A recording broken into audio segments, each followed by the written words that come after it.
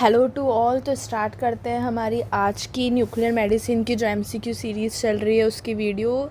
As you all know अपन daily nuclear medicine से related एक एमसीक्यू सीरीज़ हमने स्टार्ट कर ली है, जो कि डेली आपको MCQs at 5 o'clock let's explore radiation channel पे मिल जाते हैं। जो भी ऐसे स्टूडेंट्स हैं जो न्यूक्लियर मेडिसिन से रिलेटेड किसी भी कंपटीशन एग्ज़ाम की प्रिपरेशन कर रहे हैं, उन सब के लिए ये जो क्वेश्चंस है वो बहुत ही बेनिफिशियल होंगे। जो भी एमएससी के एंट्रेंस एग्ज़ाम की या किसी भी कंपटीशन एग्ज़ाम की न्यूक्लियर मेडिसिन से रिलेटेड प्रिपरेशन कर रहे हैं, उनके लिए क्वेश्चंस बहुत ही ज़्यादा बेनिफिशियल होंगे। आज है हमारी एमसीक्यू सीरीज़ पार्ट 5। ठीक है, तो स्टार्ट करते हैं हम with question number 1। Question number 1 क्या बोल रहा है? The hands of a technologist should be monitored by जो टेक्नोलॉजिस्ट का हैंड है वो उसको मॉनिटर कौन करेगा? भाई हैंड ऑफ टेक्नोलॉजिस्ट की बात क्यों कर रहा है? क्योंकि न्यूक्लियर मेडिसिन के अंदर आप क्या कर रहे हो? रेडियो फार्मास्यूटिकल को हैंडल कर रहे हो। ठीक है, तो जो आपके हाथों पे जो डोज लग रही है उसको हैंडल करते वक्त जो आपको डोज लग रही है उसको कौन सा डिवाइस मॉनिटर करेगा? पहला ऑप्शन है पॉकेट डोसीमीटर, दूसरा है फिल्म बैच, तीसरा है थर्मोल्यूमिनेसेंस डोसीमीटर, चौथा है आयनाइजेशन चैम्बर। तो क्या हो जाएगा आंसर इसका? ठीक है, तो इमीडिएट रीडिंग चाहिए होती है हमें इसके अंदर कि भाई इमीडिएट जब आप रेडियो फार्मास्यूटिकल हैंडल कर रहे हो तो हैंड टू हैंड रीडिंग चाहिए होती है कि भाई कितनी रेडिएशन लग रही है पर्टिकुलर रेडियो फार्मास्यूटिकल को हैंडल करते वक्त, एडमिनिस्ट्रेट करते वक्त पेशेंट में पैट स्कैन या स्पेक्ट स्कैन के दौरान। तो हम क्या यूज़ करेंगे? Pocket dosimeter. रीज़न क्या हो जाता है इसका? Use for real time personal radiation monitoring, और हमें इस केस में रियल टाइम ही डोज चाहिए होती है, real time personal radiation monitoring. And specially ये एक्सट्रीमिटीज़ के लिए ही होता है, specially for extremities like hands, important for technologist who are handling radio active materials. Next option है फिल्म बैच। तो फिल्म बैच हम चेस्ट पे पहनते हैं, worn on the chest for whole body dose not suitable for hand monitoring. ठीक है, chest पे हम इसको वॉन करते हैं। ये होल बॉडी डोज मेज़र करेगा, हैंड मॉनिटरिंग के लिए सूटेबल नहीं होता। और इसमें साफ लिख रहा है जो हैंड होंगे टेक्नोलॉजिस्ट के वो हम कौन से डिवाइस से मॉनिटर करेंगे। नेक्स्ट ऑप्शन है आपके पास टीएलडी। टीएलडी जो है, देखो जो टीएलडी है ना वो आप thermoluminescent dosimeter, it is also a type of personal monitoring device जो आपकी होल बॉडी डोज बताता है। टीएलडी जो बैजेस होते हैं वो रिस्ट बैच भी होता है और चेस्ट बैच भी होगा और हेड बैच भी होगा। तो अब आप ये क्वेश्चन आ सकता है भाई जब रिस्ट बैच टीएलडी है तो फिर वो भी तो हैंड को एक्सट्रीमिटीज़ को मेज़र कर लेगा, तो फिर क्यों नहीं प्रेफर कर रहे भैया आप टीएलडी? क्यों? क्योंकि हमें इस टाइम पे क्या चाहिए? न्यूक्लियर मेडिसिन में रियल टाइम, ठीक है, जो हमें hand to hand radiation monitoring दे सके। और जो टीएलडी है वो हम यूज़ तो कर सकते हैं, can be use for fingers. ठीक है, फिंगर्स के लिए क्या हो जाती है? टीएलडी रिंग्स आ जाएगी। But it does not give immediate reading. ये हमें जो हैंड टू हैंड रीडिंग चाहिए ना कि भाई कितनी डोज लग रही है, उसके लिए हमें वेट नहीं करना है 3 महीने, हमें हैंड टू हैंड रीडिंग चाहिए, वो हमें टीएलडी नहीं दे पाता है। That's why we prefer pocket dosimeter. ठीक है, और हमारे पास ऑप्शन में ये है। क्लियर है इसका आंसर कैसे हुआ? Option number A. Next question पे चलते हैं। Full width at half maximum is use as a measure of. ठीक है, जो FWHM जो टर्म है जो इसका that stands for full width at half maximum. तो क्वेश्चन पूछ रहा है ये किसके मेजरमेंट के लिए काम आता है? तो अगर मैं बात करूँ full width at half maximum तो ये किसके लिए यूज़ आता है? रिजोल्यूशन के लिए। ठीक है, रिजोल्यूशन मेज़र करेगा ये। अगर स्मॉलर है FWHM तो बेटर स्पेक्चर रिजोल्यूशन हो जाएगा, मतलब बेटर रिजोल्यूशन। यूनिफॉर्मिटी की अगर मैं बात करूँ तो यूनिफॉर्मिटी क्या करता है? इमेज की ब्राइटनेस को। सेंसिटिविटी की अगर मैं बात करूँ तो सेंसिटिविटी हमें बताएगा कि भाई हाउ वेल सिस्टम, मतलब कितना अच्छे से जो सिस्टम है वो लो रेडिएशन को डिटेक्ट कर रहा है, क्योंकि क्या होता है भाई न्यूक्लियर मेडिसिन के अंदर कि जो लो रेडिएशंस है ना वो भी पूरी डिटेक्ट करनी पड़ती है, हम उसको अवॉइड नहीं कर सकते। नेक्स्ट क्या है इंटेंसिटी। इंटेंसिटी क्या करेगी, इंटेंसिटी आपको पीक हाइट वगैरह बता देगी बट नॉट विद। तो इसका आंसर क्या हो जाएगा, ऑप्शन नंबर डी, जो full width at half maximum है वो क्या करेगा, is use as a measure of resolution. Question number 3 क्या बोल रहा है, which of the following can be measured in millimeters. इनमें से कौन सी ऐसी क्वांटिटी है जिसको हम मिलीमीटर्स में मेज़र करते हैं। पहला है एनर्जी रिजोल्यूशन, दूसरा है फील्ड यूनिफॉर्मिटी, तीसरा है स्पेक्ट्रल रिजोल्यूशन, चौथा है टेम्पोरल रिजोल्यूशन। तो क्या हो जाएगा आंसर इसका भाई, मिलीमीटर की बात कर रहा है तो मिलीमीटर में हम क्या मेज़र करते हैं, स्पेक्ट्रल रिजोल्यूशन। जो स्पेक्ट्रल रिजोल्यूशन होता है वो क्या होता है, ability to differentiate small objects close together. ठीक है, जो पास जो दो क्लोज है, दो स्मॉल क्लोज ऑब्जेक्ट जो पास है, अगर हम उसको डिफ्रेंशिएट कर पा रहे हैं तो इस एबिलिटी को हम क्या बोलेंगे, स्पेक्ट्रल रिजोल्यूशन, जो कि मिलीमीटर्स में मेजर्ड होती है। ठीक है भाई, एनर्जी रिजोल्यूशन की अगर मैं बात करूं तो ये केवी में मेजर्ड हो जाएगी, लाइक 10% एट 140 केवी इसमें। ठीक है, फील्ड यूनिफॉर्मिटी की अगर मैं बात करूं तो ये बता देगा आपको percentage deviation from uniform field.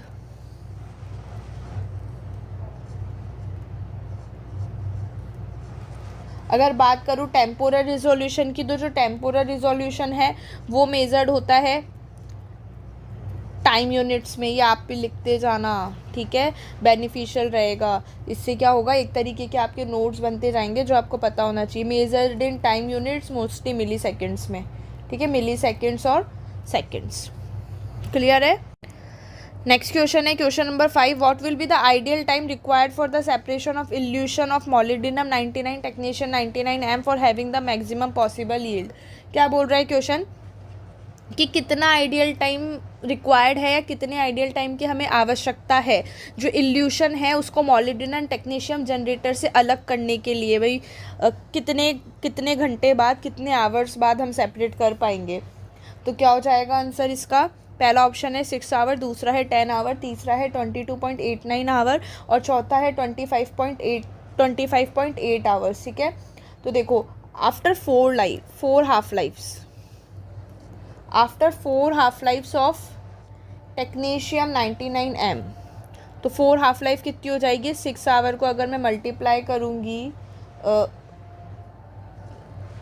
3.8 से तो क्या हो जाता है, ये 22.89 आएगा। ठीक है, इसका आंसर यही होगा क्योंकि मोस्टली 4 के ही ये जो मोस्ट क्लोजली आंसर है वो यही है इसका। ठीक है, जो टेक्नीशियम 99M है, accumulation in near maximum under transient equilibrium 6 hour नहीं होगा है, तब तक तो ये इतना बनता ही नहीं है। 10 आवर में राइज होता रहता है, 25 पॉइंट में क्या हो जाता है, डिकिंग फास्टर देन फॉर्मिंग। तो इसका आंसर क्या हो जाएगा 22.89। ये याद रखना भाई, 4 हाफ लाइफ के बाद, तो 4 हाफ लाइफ से कोरिलेटेड जो भी आंसर होगा एकदम क्लोज वाला वो हो जाएगा। नेक्स्ट क्वेश्चन पे चलते हैं question number 6, the possible chemical impurities in the molybdenum technetium column generator are. क्या पूछ रहा है क्वेश्चन कि भाई कौन सी पॉसिबल केमिकल इम्प्योरिटीज़ जो है जो मॉलिब्डेनम टेक्नीशियम कॉलम जनरेटर में आएगी। तो पहला ऑप्शन क्या है, एल्यूमिनियम, दूसरा ऑप्शन क्या है, MEK क्या हो जाता है, मिथाइल इथाइल कीटोन, तीसरा है बोथ ए एंड बी, चौथा है मॉलिब्डेनम। तो इसका आंसर क्या हो जाएगा भाई, पॉसिबल केमिकल इम्प्योरिटीज़ पूछ रहा है, कौन सी केमिकल इम्प्योरिटीज़ पॉसिबल है जो कि मॉलिब्डेनम टेक्नीशियम जनरेटर में आ जाती है। तो इसका आंसर क्या हो जाएगा, बिल्कुल बोथ ए एंड बी। जो एल्यूमिनियम है वो तो कहाँ से आएगी, comes from the alumina column. जो एल्यूमिनियम कॉलम किसके यूज़ आता है, यूज टू ट्रैप मॉलिब्डेनम 99। तो जो एक्सेस एल्यूमिनियम इंटरफेयर कर सकता है लेबलिंग एफिशिएंसी के साथ। बात करूँ मिथाइल इथाइल कीटोन की, तो ये मोस्टली यूज सॉल्वेंट है जो कि हम यूज़ करते हैं, लेकिन अब मॉडर्न कॉलम जनरेटर में तो हम इसको यूज़ नहीं कर रहे, तो इसको भी हम केमिकल इम्प्योरिटी कंसिडर कर सकते हैं जब ये प्रेजेंट होगा ये वाला सॉल्वेंट। लेकिन मॉडर्न जो जनरेटर्स है उसमें हम ये यूज़ नहीं करते। और मॉलिब्डेनम की अगर मैं बात करूं तो ये तो ये एक रेडियो न्यूक्लाइड की इम्प्योरिटी है, ना कि कोई केमिकल इम्प्योरिटी है। सॉरी। नेक्स्ट क्वेश्चन पे चलते हैं question number 7, the filter used in molybdenum technetium M column generator will have a membrane of size. जो हम मोलिब्डेनम टेक्नीशियम कॉलम जनरेटर में मेम्ब्रेन यूज़ कर रहे हैं उसकी साइज़ कितनी होनी चाहिए। और ये भाई जो फिल्टर है वो क्या करेगा, टू रिमूव मतलब इल्यूशन के दौरान जो पार्टिकुलेट्स और माइक्रो ऑर्गेनिज्म है उसको रिमूव करने में मदद करेगा। ठीक है, तो इसका आंसर क्या हो जाएगा, 0.2 माइक्रोमीटर फिल्टर्स। ठीक है, 0.2 micrometer filters are standard in radio pharmacy to remove particulates and micro organisms during elution. तो हम 0.2 माइक्रोमीटर साइज का यूज़ करते हैं इल्यूशन के दौरान फिल्टर्स, जो रेडियो फार्मेसी में बेसिकली जो पार्टिकुलेट और माइक्रो ऑर्गेनिज्म है अननेसेसरी वाले उनको रिमूव करने के लिए। नेक्स्ट क्वेश्चन पे चलते हैं, question number 8, what will be the decay factor of technetium 99M after 2 hours of evolution. क्या पूछ रहा है क्वेश्चन, जो टेक्नीशियम 99M है उसका डिके फैक्टर कितना होगा इल्यूशन के 2 घंटे बाद। तो क्या हो जाएगा आंसर, देखो अगर मैं बात करूँ half life of technetium,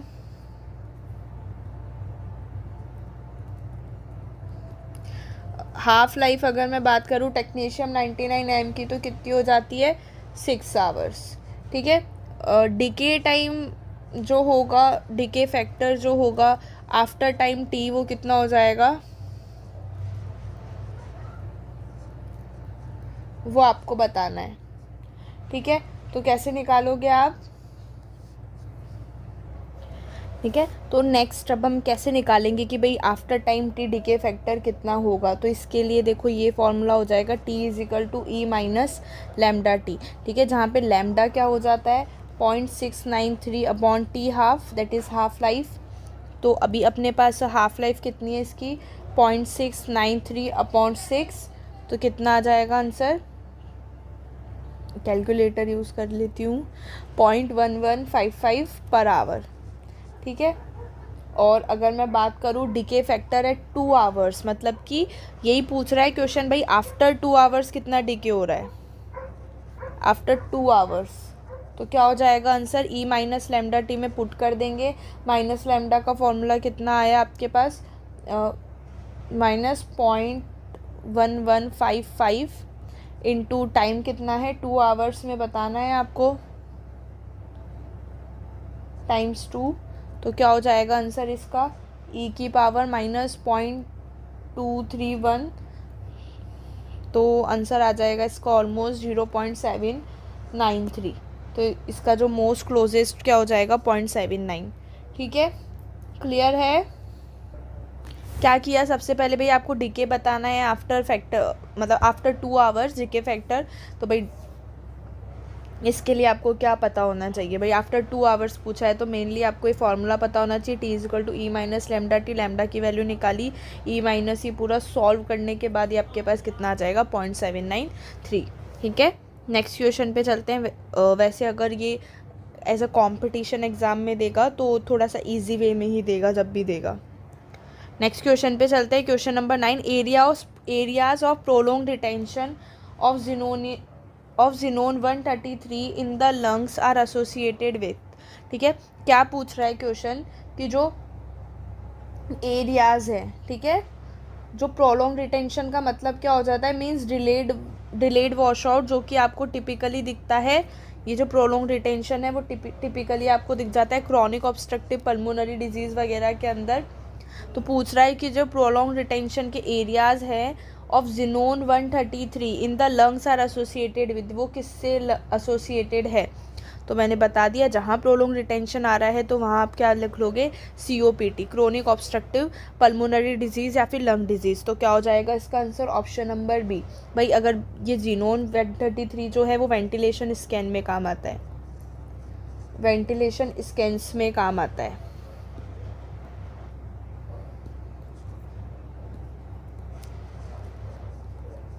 ventilation scans में जहाँ प्रोलॉन्ग रिटेंशन है तो उसका मतलब क्या हो जाएगा कि वॉश आउट डिलेड हो गया, जो कि आपको टिपिकली ऑब्स्ट्रक्टिव लंग कंडीशंस में दिखता है। एक ऑब्स्ट्रक्टिव लंग कंडीशन जैसे हो गई क्रॉनिक ऑब्स्ट्रक्टिव पल्मोनरी डिजीज़। ठीक है, और अगर बात करूँ reduce trapping in the lung, तो ये आपको कब दिखेगा, जब इनिशियल अपटेक हो जाएगा, ना कि इनिशियल अपटेक में रिडक्शन होगा, ना कि प्रोलॉन्ग रिटेंशन होगा। पल्मोनरी एम्बोलाई क्या करेगी, परफ्यूजन को अफेक्ट करेगी more than ventilation. Bacterial pneumonia जो है मे शो पेची अपटेक लेकिन प्रोलॉन्ग रिटेंशन शो नहीं करता, तो prolong retention obstructive lung disease show करेगी। और वेंटिलेशन स्कैन में हम जिनोन 133 यूज़ करते हैं, ये भी याद रखना। What will be the oxidation state of technetium in technician MDP compound. क्या पूछ रहा है क्वेश्चन की टेक्नीशियम एमडीपी कंपाउंड में टेक्नीशियम की ऑक्सीडेशन स्टेट क्या रहेगी। टेक्नीशियम एमडीपी कंपाउंड, तो सबसे पहले इसका पूरा नाम पता होना चाहिए आपको। टेक्नीशियम 99M मिथाइलिन डाइफॉस्फोनेट है क्या, ये एक बोन सीकिंग एजेंट है। It is a bone seeking agent. तो अब पूछ रहा है कि भाई इस कॉम्प्लेक्स के अंदर जो टेक्नीशियम की ऑक्सीडेशन स्टेट होती है वो कितनी होती है। तो इसका आंसर क्या हो जाएगा भाई, टेक्नीशियम की ऑक्सीडेशन स्टेट टेक्नीशियम एमडीपी में कितनी हो जाएगी, +5। ठीक है। इस कॉम्प्लेक्स के अंदर जो टेक्नीशियम की +5 ऑक्सीडेशन स्टेट है वो स्टेबलाइज हो जाएगी विद डाइफॉस्फोनेट लिगेंड। अगर मैं बात करूँ 2 की, तो देखो 2 ऑक्सीडेशन स्टेट टेक्नीशियम की हमें रेडियो फार्मास्यूटिकल में नहीं दिखेगी। तो टेक्नीशियम 99M DTPA है वो +3,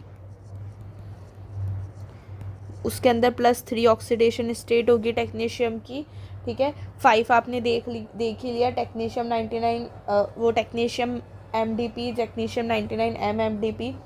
ठीक है। और जो +7 ऑक्सीडेशन स्टेट होगी वो किस में होगी, परटेक्नेटेट में।